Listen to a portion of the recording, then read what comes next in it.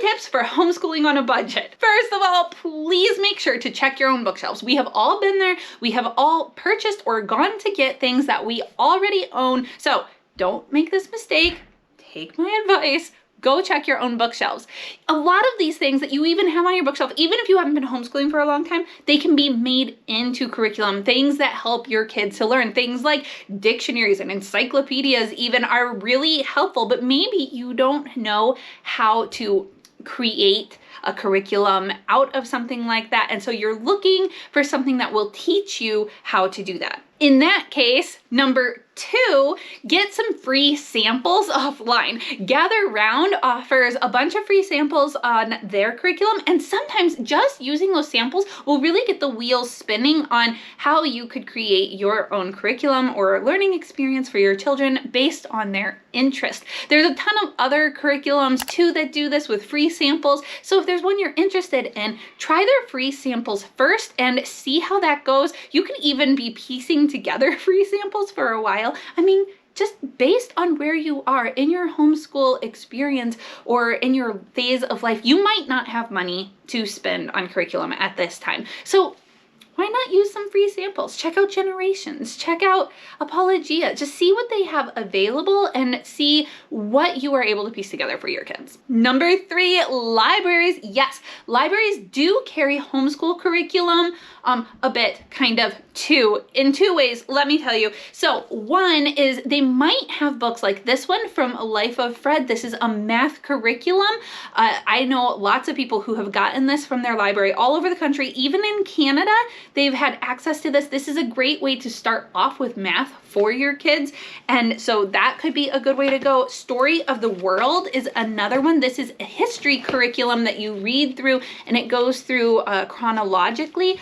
Also, you might be able to get the audios of Story of the World for your kids to be able to listen to too. So that's your whole history curriculum right there for free for 4 years or on a cycle going over and over again. You never have to pay for history curriculum. Wouldn't that be nice? Now, I do prefer going through history in a different way, but I'll talk about that in other videos. So make sure you're subscribed to see more about the history that we do like using. But this is a great option if you're just in that phase of life where you need something to help you, but don't have the money to spend. One of our libraries within like driving distance actually has a full bookshelf with homeschool curriculum on it that other homeschool moms from the area have donated to that. Now the library is hands off with this bookshelf. They actually do nothing with it. The moms just keep it stacked and organized and cleaned up. And there's no real checkout process. So technically it's just like on Goodwill kind of thing, like come check it out, borrow it for the year, bring it back,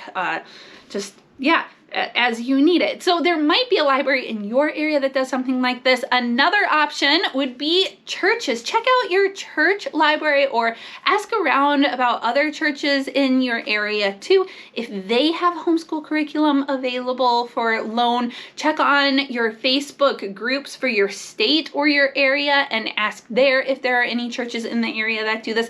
And if not, maybe consider starting one because it's a great way to reach out and help other moms in the area. Before you buy any curriculum anywhere, I always recommend going to something like a swap shop or on Facebook or something else that you might use to get discounted and used books, just like the Story of the World. These books are often in circulation. I mean, so are Life of Fred. I bought all of my Life of Fred books used. They hold up super great.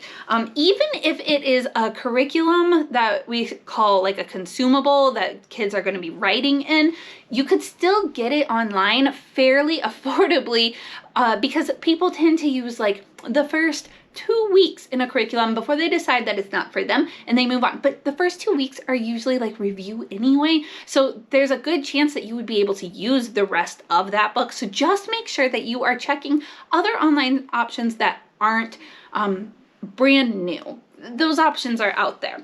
What about Etsy. Etsy is another great option. There are a lot of homeschool moms that have been doing this for a long time, and they love putting together unit size for their family. And while they do it, they also post it on Etsy for really affordable prices. And you could just start there with getting whatever your kid is interested about, a printable, something that kind of gives you an idea of a starting point, and you can go on bunny trails with that as well. A new idea that is popping up all over is resource centers. If you're in Minnesota, check out Place of Grace in New London. I haven't actually been there yet, but I know the person running it, and she is so cool. And I love that resource centers are becoming a thing. So I also talked to one of you about, let's see, in like the Buffalo, New York area, there's a great resource center there. Consignment shops, I think that person mentioned as well. There was like a homeschool consignment shop maybe. Really cool, lots of ideas. Don't limit yourself to having to purchase brand new curriculum, because you will be able to find some in a discounted way if that is what you need. If you're just getting started with homeschooling, I recommend checking out this Start Here playlist that I have. And if you're interested in seeing what we are currently using, you might want to check out this video too. Thanks for watching, guys, and I'll see you later.